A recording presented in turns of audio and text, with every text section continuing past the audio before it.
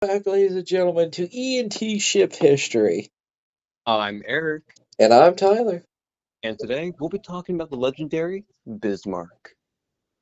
The Bismarck hull was laid down in 1936 and launched in 1939.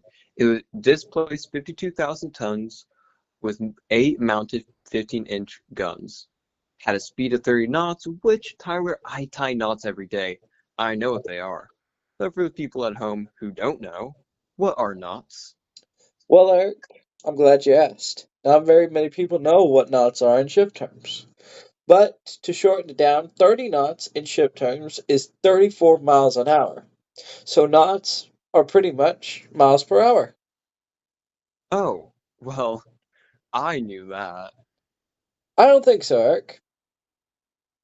Well, as good old Johnny Horton says, in the May of 1941, the Bismarck set sailed, which was commanded by Admiral Gunther Lungens, was sighted off Bergen, Norway, by a British aircraft.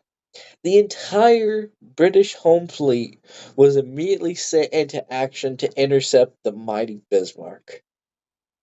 Two cruisers had made contact off the coast of Iceland. The mighty battleship Prince of Wales and the mighty battleship Hood soon engaged in an epic fight. After destroying the Hood with a shell that exploded in the magazine, the Bismarck escaped into the open sea and soon began heading for Brest in German-occupied France. Sighted by an aircraft 30 hours later, it was hit by a torpedo that crippled the steering gear. The ship was later bombarded throughout the night by other battleships. On the morning of May 27th, the King George V and the Rodney, in an hour-long attack, disabled the Bismarck, and an hour and a half later it sank, after being hit by three torpedoes from the cruiser Dorsteyr.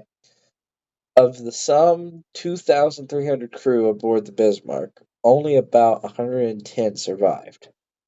In 1989, an expedition led by the American oceanographer Robert Balliard located the wreck of the Bismarck. The battleship was found laying upright at a depth of no more than 15,000 feet.